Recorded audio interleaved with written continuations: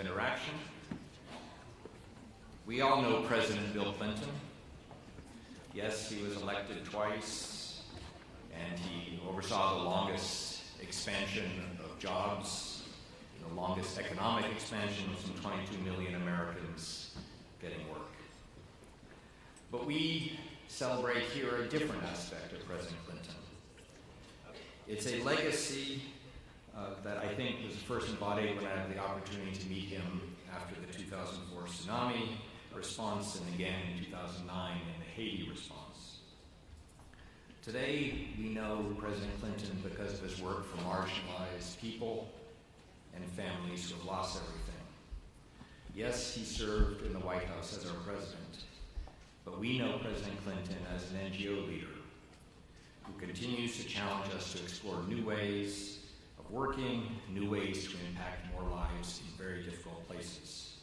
After he left the White House, he founded the Bill, Hillary, and Chelsea Clinton Foundation, an institution that exists to focus on human welfare, well-being, and collaboration. It has catalyzed partnerships between the private sector, government, and the NGOs. It works to improve health, human well-being, increase opportunities for girls and women, reduce childhood obesity, and creates economic support and opportunity here at home, like many of you do, and abroad. It also is actively involved in the battle against climate change. Today, Foundation staff and volunteers are spread across the world, and they are applying business-oriented approaches to their work to sustain populations. I've had the opportunity, as some of you in this room, to join the Clinton Global Initiative, a remarkable effort that has brought together global leaders, and ultimately some 3,600 commitments have improved the lives of some 435 million people around the world. We recognize the importance of President Clinton's legacy. We also recognize and really appreciate the work he has done afterwards and the energy he has brought to our common collective cause of improving the well-being of humanity. Please join me in welcoming President Bill Clinton to the InterAction.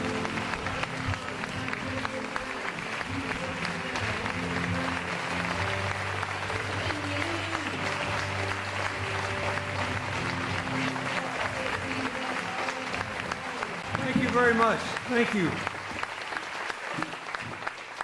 Thank you. First, Sam, thanks for the introduction and for having me back to InterAction. I have many friends in this audience, but I do want to acknowledge two people with whom I worked back when we had very different kinds of jobs. Former President Joyce Banda of Malawi, former President Mary Robinson of Ireland. They were good in those jobs, and they're great at what they've done since. And you're going to hear a conversation, I think, in a couple of minutes that will demonstrate that. I want to thank all of you for dedicating your lives to being on the front lines of solving problems and seizing opportunities for people in places that are often ignored, often underfunded, and may or may not, as the case may be, become more imperiled by the decisions of political leaders in this new moment. In 2006, 11 long years ago, it seemed like the day before yesterday, I came to the InterAction Forum to thank you for the support that many of you had given to me in the job I took for the UN as Special Envoy for tsunami recovery. It was a remarkable experience, especially in Aceh and Indonesia, which was hardest hit, because the way the recovery was done, one, marked the first major project that Indonesia had undertaken that, even 11 years later, seems to have been completely free of any form of corruption.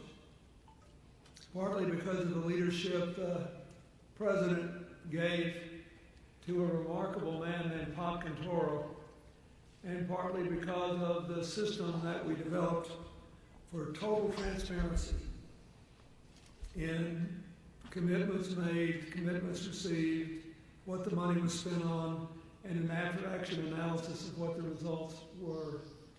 And there were all these ordinary Indonesians, if there is such a thing, in those remarkable 18,000 plus islands, actually keeping up with what was happening to the money and to the lives. And remarkably, when you consider this conflict-filled time we're living in, the way the tsunami was handled led, among other things, to a massive infusion of private investment into Aceh and to an end to a long-standing civil conflict there. The way they worked together, these sides in the conflict, the trust they built in one another, and the fact that they were empowered to make good things happen for themselves, their communities, and their neighbors, had a remarkable positive political impact. At the time, it was the largest ever mobilization of funds for a natural disaster. And money donated to NGOs represented about a third of the total funds. So we had this amazing level of cooperation. We launched an intensive review after that to analyze what the role of the NGOs were, what was, how it fit with everything else. And we announced it 11 years ago here at InterAction. The effort was led by my deputy, Eric Schwartz, was supposed to be here today. He just left his job at the Humphrey Center at the University of Minnesota and moved here and came home to, shall we say, a rather typical problem with his home plumbing, so he's not here. How far the mighty have fallen. I lost out to a plumbing problem.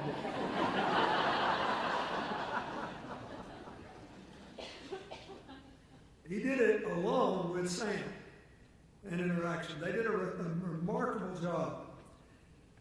And they had good partners, the Red Cross, CARE US, International Medical Corps, the IRC, Mercy Corps, Plan USA, Refugees International, Save the Children US, and World Vision.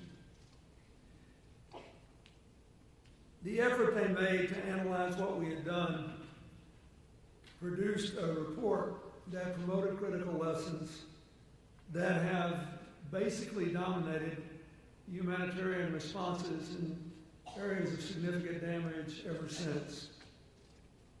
Among other things, the lessons learned were a guide to best practices that continue to govern the conduct of disasters. I'll never forget, we had a meeting in Germany, I think it was in Bonn, and all these people were there. And we were trying to talk about how this should be done everywhere. And at the time, like now, we weren't getting along so great with Iran. And the representative from Iran was there, and he said, all I know is we got earthquakes and we want it to be handled like the tsunami was. I don't care about the politics. And we had so he participated, and we talked about the importance of coordination among the NGOs so we didn't fall all over each other, which has dominated every major natural disaster since then, a serious effort to do that. And the necessity of reconciling what the NGOs are doing with the home government and with donor governments and donor multinationals. The need to consult the people you're trying to help and pay attention to their priorities and set up systems that will allow them regular access to information so they know whether you're just talking or actually doing what you say you're going to do.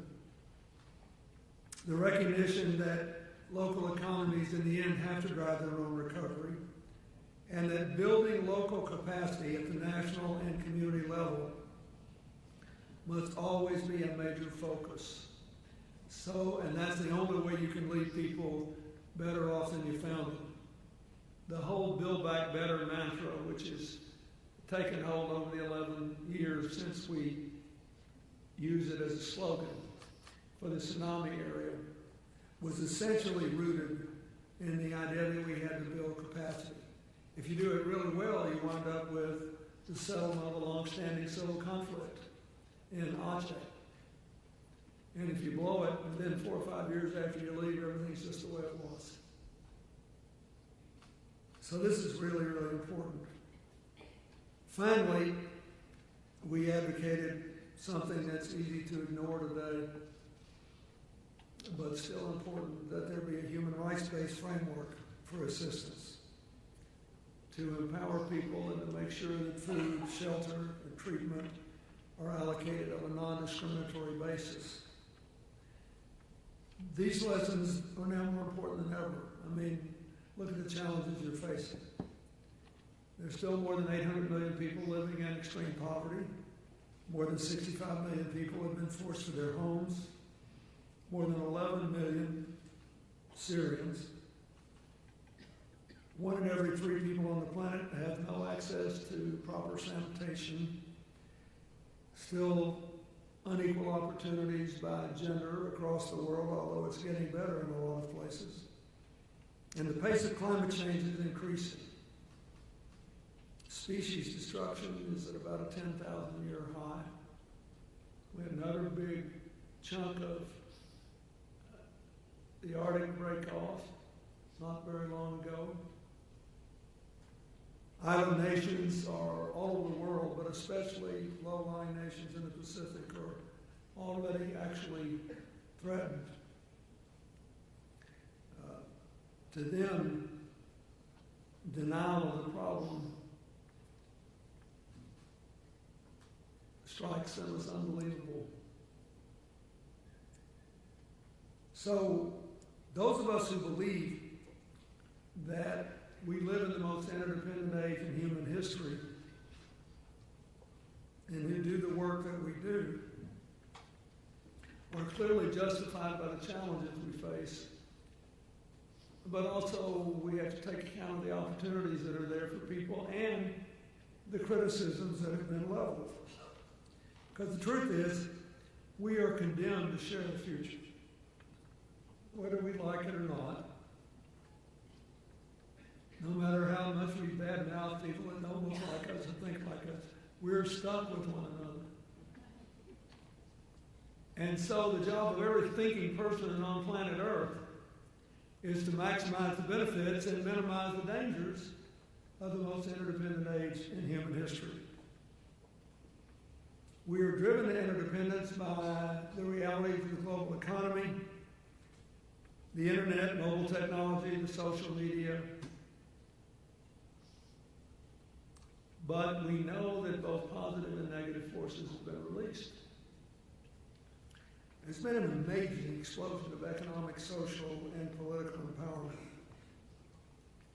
There's also been increasing inequalities in many places, not just in incomes, but in access to employment, to capital, to healthcare, to education. There is a lack of capacity in many places still to deal with the self-evident challenges that make life miserable for untold numbers of people. And increasing vulnerabilities have arisen from our interconnectedness in all kinds of ways. In reaction to the downside and without appreciation of the upside, we have seen a resurgence in the oldest of all social reactions. The tendency to look at people first as the other. To think of life in zero-sum terms. It's us versus them. So my first job is to figure out who is us and who is them. Then I'll know who I'm against. We're laughing, but if you think about it, there was once a sound basis for this way of thinking. When the first humans stood up on the East African savanna, somewhere between 150 and 200,000 years ago, And then families began to form. And clans began to form. And food was scarce. You had to take care of your own first. And there were many zero-sum situations. People began to farm and sort of abated. But throughout history, there have been, right down to the present day, because of actions taken and attitudes adopted, and histories people couldn't escape, actual zero-sum situations. If confronted with them and you ignore them, you could lose your life. On the other hand, every successive age in human history has enabled humanity ever so slowly to expand the definition of us and to shrink the definition of them. So here we are, we've got the whole planet at risk because of climate change, which is proceeding more rapidly than ever before, and the consequences of the destruction of natural resources, especially innumerable species on planet Earth that most people don't even know exist now, as well as those they do know, like the elephants, the rhino, the tigers.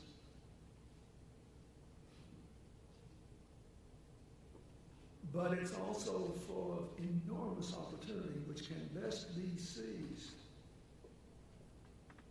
by diverse groups working together, breaking down barriers that had previously separated them. We actually know if I could wave a magic wand, I could fill this vast room with the social science studies proving that diverse groups make better decisions than homogeneous ones.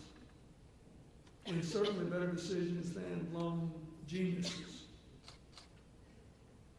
If we could wave a magic wand and identify somehow magically the person in this room with the highest IQ and escort you to an adjoining room and give you whatever you wanted for the next 48 hours, to eat, to drink, a cushy place to sleep, and the rest of us were condemned to these chairs, even chained to them, stuck with cold coffee and stale rolls.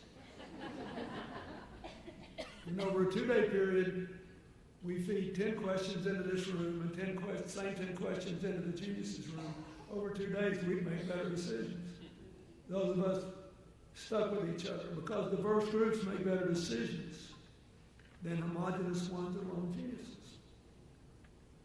But we can only do it if we move our minds out of thinking everything is a zero-sum game, where in order for us to win, someone has to lose,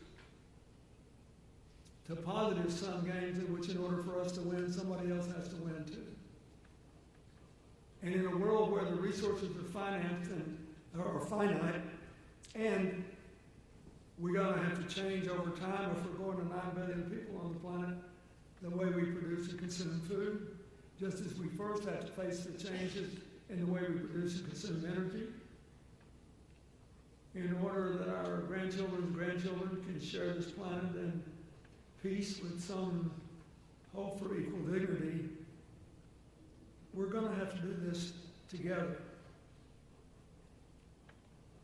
Despite the headlines, the trend lines are pretty good. Most everywhere, the death rates are going down for young children. In America, despite all the talk you hear, we actually have historically low crime rates. In spite of all the fear-mongering that immigrants in America have a lower crime rate than the homegrown population. The murder rate among Muslims, 0.9% of our population, is less than 0.3%, or less than 1/3 of the general population. Our diversity is helping us.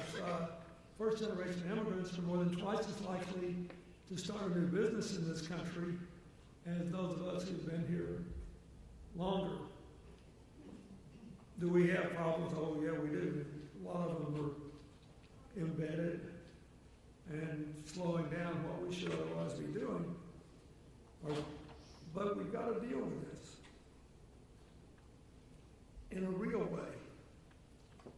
Broadening the circle of opportunity, sharing responsibilities, feeling a common sense of community is a precondition of doing the work that you try to do in so many specific ways on these issues. You ask no one to give up their unique identity. You ask them to be proud of it. But you have to convince people they can only enjoy what is unique about them and their crowd by respecting and embracing what is unique about others. That's what it means to be interdependent. It's going to be positive or negative or both. And I'll say again, the number one job of everybody on earth, each in our own way, is to increase the positive and reduce the negative forces of interdependence. And it begins with how our minds work. We have to decide whether the only safe path is to go back to us and them and just make sure we win every time, whoever we are and whoever they are. Or whether there is a thread in us which permits us to see and to feel the possibility of sharing the future. This is the great question being faced everywhere today. You tell me a problem anywhere on planet Earth, starting here and going anywhere, and I will be able to reduce it to that. We have never had more potential to spread hope through real learning, through real doing, through the alleviation of pain and the provision of opportunity. But we are passing through a perfectly predictable period of reaction to the rapid rate of change economically and socially all over the world, which leaves a lot of people feeling left out and left behind, economically, socially, even psychologically. Feeling that the only response is anger and resentment. Never works, you know. Even if it works today, it falls apart tomorrow. But this is as old as the history of humanity. Imagine us feeling things that were buried in the primordial brains of our ancestors when they first were walking across the East African savannah and saw somebody that looked quite like them. Didn't have quite the same loincloth. Wrapped the stones on their sticks differently. I mean, this is a very old deal. And sometimes it is real. That is, these differences sometimes cannot be bridged. But we're in a position now with all this inundation of mass media when it's hard to sort fact from fiction. Or when we actually have a beef, but we're going to have some help to solve it. That we don't have the luxury of repeating every mistake, every generation for the last 200,000 years. We sort of got to figure it out a little quicker than that. That's where you come in. Governments are important. They're important in healthcare. I spent a lot of time after the last election doing what I could and urging others to do what they could to save the global health commitments to the poor, particularly in the United States and the United Kingdom, because they and the Gates Foundation, those three, provide an enormous amount of the aggregate funding in healthcare. I applaud the countries that have maintained their commitments. And I want to recognize especially Ambassador Al-Taiba from the UAE. Thank you for being here. They are now the #1 ranked country in the world in the percentage of their GDP that goes to assistance.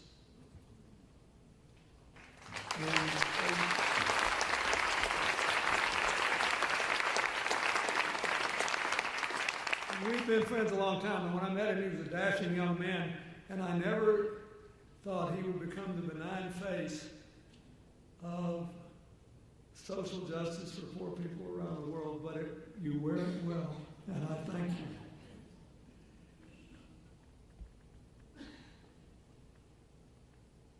Then we got to think about what we're going to do. What can we do? The thing I have loved these last 16 years working with my foundation is that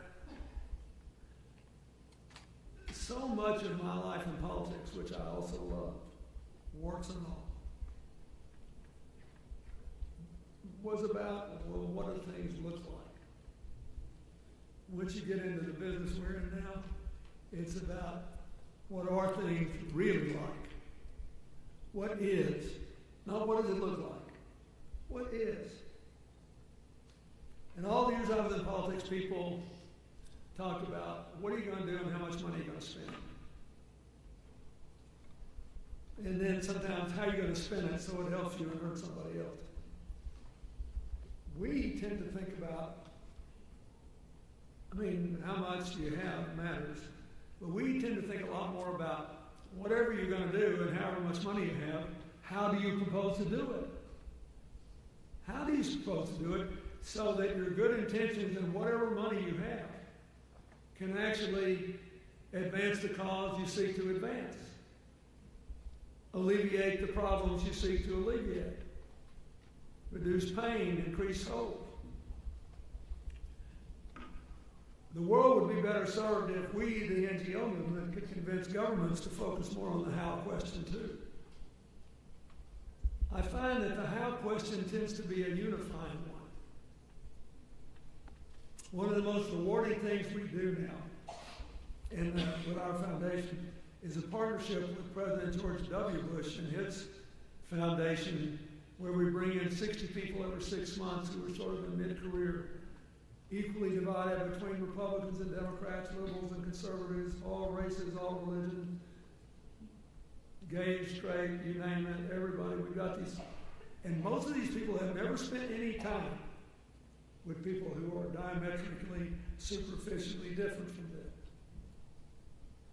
And for 6 months, they go from the Bush library to his father's library to the LBJ library to my library, and they study decisions and talk about them. What would you have done in the circumstances? What if this, that, or the other thing were different? How would you handle this? Now, what would you do, knowing what you knew about this problem today? And this is the third year we've done this. We take 60 people every 6 months, and they just get better and better and better. But they are literally shocked to find out sometimes that they actually like somebody that they have spent a lifetime preparing to dislike.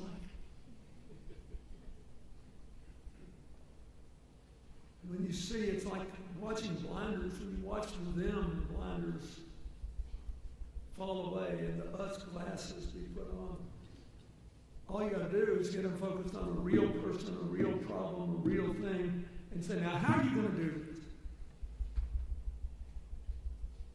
And the class before this is the biggest hoot I had with these two breathtakingly admirable and severely wounded Iraq War veterans.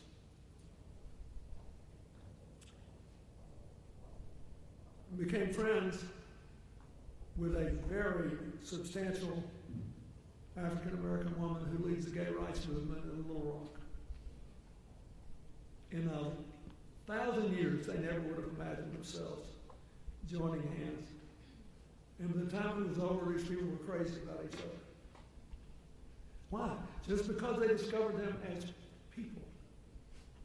And because they moved beyond bloviating to talking about what are we going to do and how are we going to do it. Now this is really important.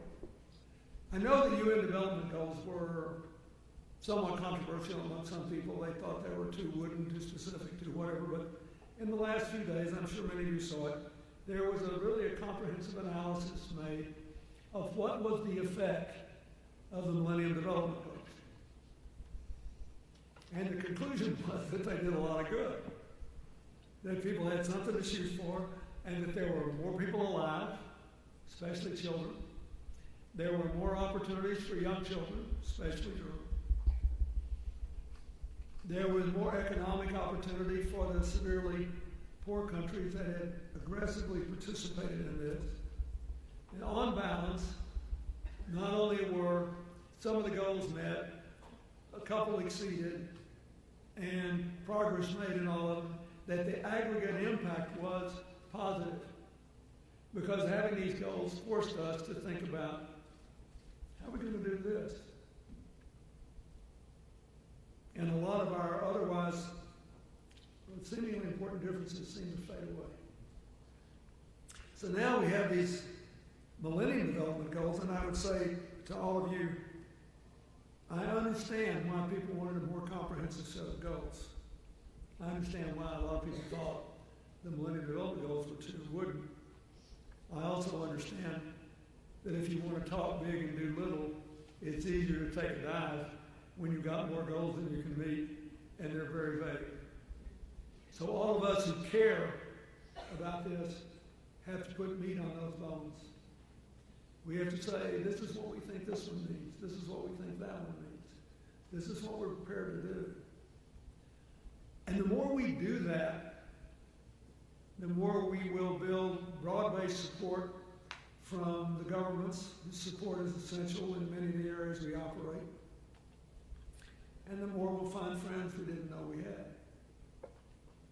One of the most exciting projects that I've been involved in recently is in Rwanda with the Clinton Health Access Initiative, which has been independent. We spun it off in 2010 because all the money in the world was going to healthcare, and they had more money than the whole rest of the foundation combined. And I wanted it to be beyond politics, and we just expanded the board, put more public health advocates on it. But anyway, we work in Rwanda with the help of a private foundation grant, because I don't take any money from the U.S. government. And USAID has been funding directly the Rwandans to retrain the entire Rwandan healthcare workforce. Everybody that works in every hospital and every clinic, all the community healthcare workers, expanded number of doctors and nurses, the whole 9 yards. We wound up with more than 24 partners. Medical schools, nursing schools, the Yale Health School of Health Management, a lot of others. They are working there. The first 2 years they worked for 7% overhead total. I'm pretty sure they lost money. But they did not want America to be known for taking excessive percentages of overhead anymore. And they were prepared to do it. And finally, we figured we were losing money. If we pushed it to take this a little more, I'll take care of it in 9.5 or something. But I mean, that's in country and here. But to see this is amazing. Now, you would think such a thing would be very popular in an era of people who say they want everybody to be self-sufficient, self-reliant, and all that. It's a bad thing if the government cuts USAID. Because it's a little bit of money doing an outsized amount of good. I'm glad that Norway and Ireland and many other countries are going to keep their aid budgets. But the big money, just because of the size of the GDP and because of the distribution, has been in the US and the UK. I'm grateful for what the UAE has done, but that equal what is being proposed as a cutback, we'd have to have all the nations in the region follow suit. And maybe then some. This is a big deal.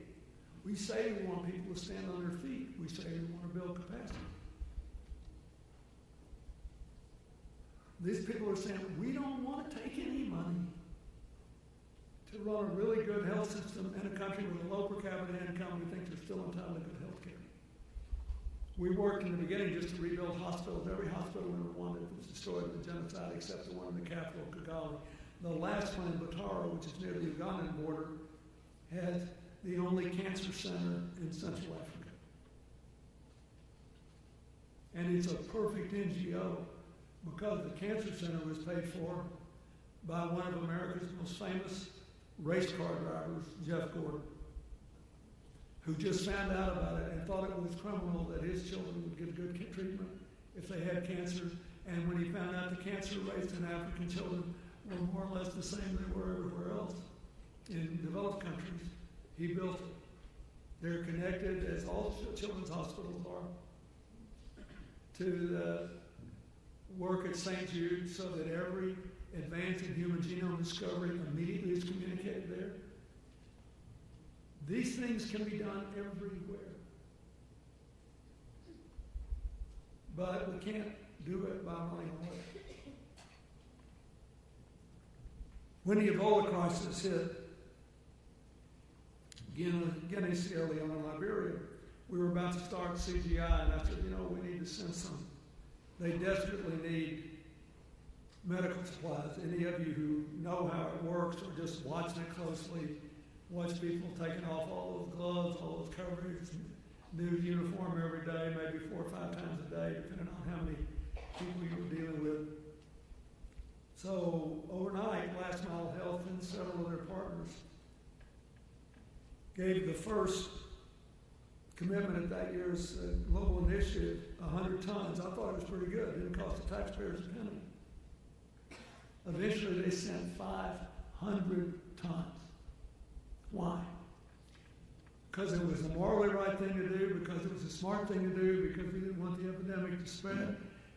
And we didn't need government to do that. But that was done by people like you, walking NGOs. What we do need governments to do is to give them the money to build health systems so they don't have another Ebola outbreak.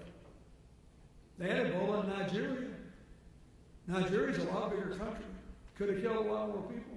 But they had built enough of a healthcare system to identify and isolate and quarantine quickly people who could have been exposed. They lost a very few people and went on with their lives. So in addition to doing our job better, if you want to live in a world of positive interdependence, we have to clearly and more clearly define what the government should do, what the NGO sector should do, and what the private sector can do. When a government steps up as he has to give more money, we should do more better. We should continue to recruit more private sector partners. But we should not pretend that we can build the world that we want to overcome all the negative forces of interdependence with no involvement whatever from the public sector. We can fill gaps, and we can, and I hope will, do things faster, cheaper, and better. And one of the things that I regret about the rise of more authoritarian governments trying to crush and drive out NGOs is they may be able to control the media and tell you everything's hunky-dory, but the truth is they don't do things better. Once you rewrite the rules on science and you deny self-evident facts, and you do what they've done in Russia, for example, which is to crack down on NGOs to an extraordinary extent, the public may get news reports on a controlled media that everything's hunky-dory, but they're not doing things better. Otherwise, Russia wouldn't have a male life expectancy of under 60. It would be 80 or more. So, what I urge you to do is not to grow weary. What I urge you to do is not to be discouraged. What I urge you to do is not to be particularly surprised. I grew up in the rural South in the 50s and 60s. I have heard this song before. I have seen this movie before. And I am part of a clan of people you would love to have as your neighbors if your house caught on fire. Because we'd run right in, save your kids, and put the fire out. But you can turn us into fulminating,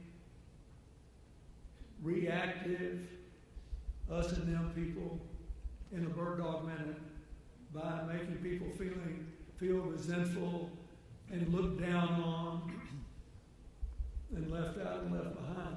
I know what's going on. I've been there. I grew up in it. I will be the last American president, I hope, to have ever lived in a home without indoor plumbing.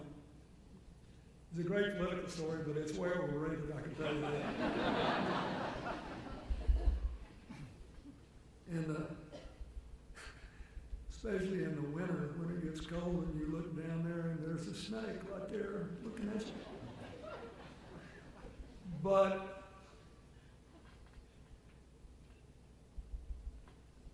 so you've got profoundly good people who are just in a total state of resentment and anger all the time.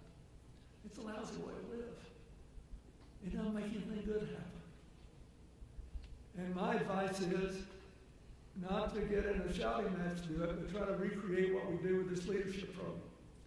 Every day, the more you do something good, the more people see it, the less it's deniable, the more we can move back together, the more we can do sensible things.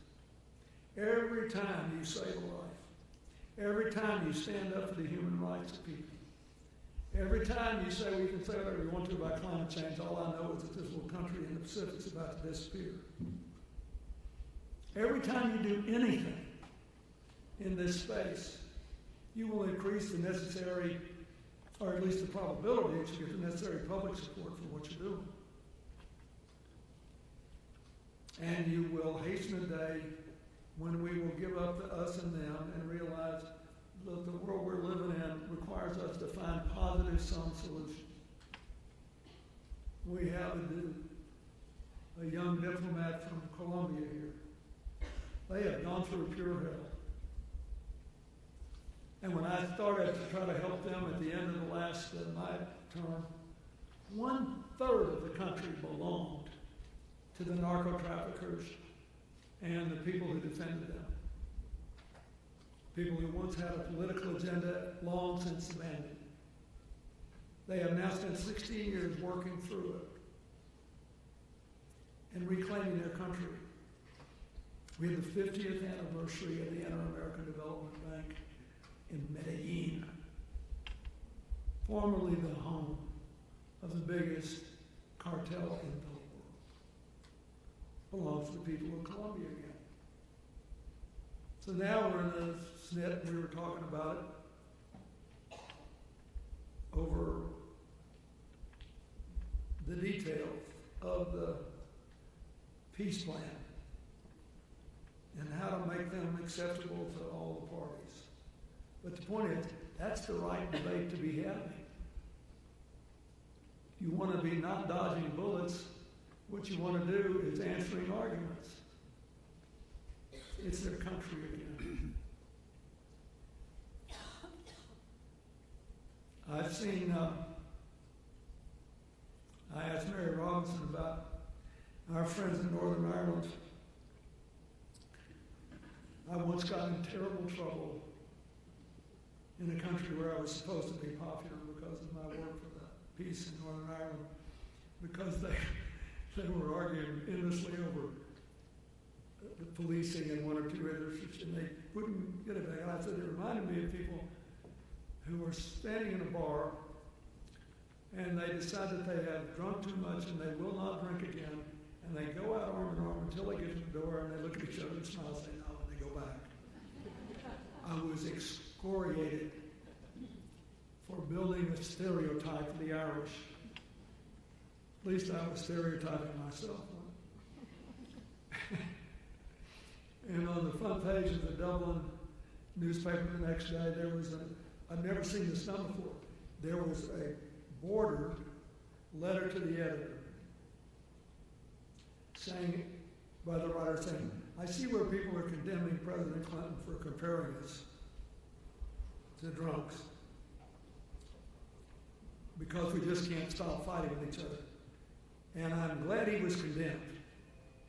As a lifelong alcoholic, I resent being compared to those people.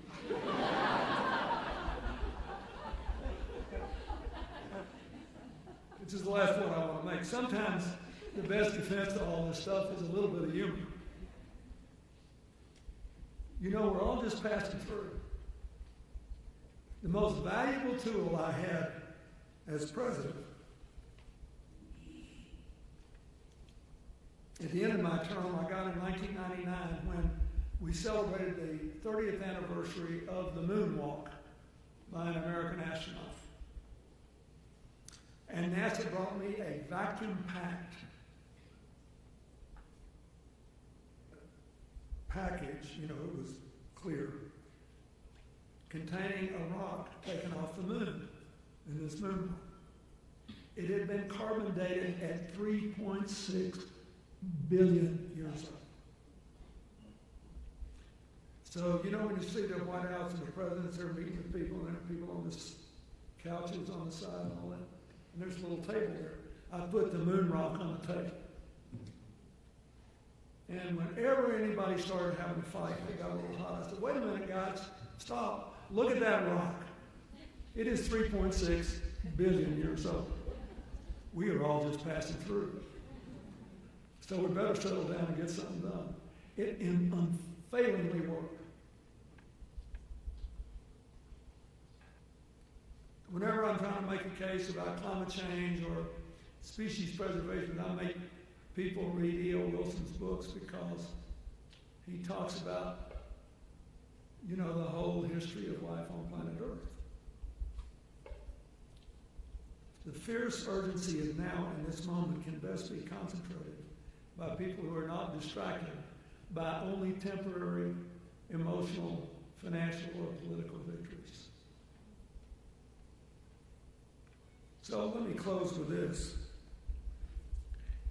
I had the honor to work in President Banda's country on many things, but we had this neat little project where we got a little money to help very poor villages in Malawi earn carbon credits for tree plantings. And there were three. One was in the hottest part of the country. So we go to the villages. We hired a young university graduate who's only 22 years old, a young Malawian man, and he said, I will do this job if you let me go and spend a day talking to people about climate change. He said, you think this is about the money to them. This is not. This is about their responsibility to their children, to their grandchildren, to the future of their country. He was amazing, very wise beyond his years. So in the cooler of there were two of these places that were markedly cooler on average temperature than the third. They chose to build, to plant fruit trees because they knew people wouldn't tear them down because they produce money every year. In the third, the hottest place, the village that we visited, they chose a particularly fast-growing form of tree that could be quickly harvested in a sustainable way to build lightweight, airy wooden houses. Because all these people were in the poorest part of the country and they were all living in mud huts or brick, and they were sweltering almost all the time. So I went there to celebrate. You know, they got the money, they built the houses, and they were still sitting under the trees. And 500 people showed up, and they didn't know who I was from anybody. I'm just some Old gray hair, white guy trying to help him. I went there because of something entirely different. And this should keep you working and keep you happy and keep you grateful that we have a chance to do this work. So the villagers had picked the wood, right? They're getting the carbon credits. These people live in a place where the per capita income at the time was less than $1 a day. So they said, okay, this is how much money you're going to get. How would you like to spend it? You want to plant more trees, build more houses faster? They said yes, with 55%. Believe it or not, they hit on this with 55% of the money. We want to give 45% of every cash payment we get to the villages near us so they can do what we do. These are people who are living on less than $1 a day, but they were rich enough to see that their future depended upon the general acceptance of the reality of climate change and the general acceptance that everybody deserves a decent place to live and a way to educate their children and the whole 9 yards. And I thought, how many people worth millions of dollars in the same circumstance would make the same decision to share the future with their neighbors? Did they put themselves and their families first? You bet they did. They took 55%. I've left a lot left over.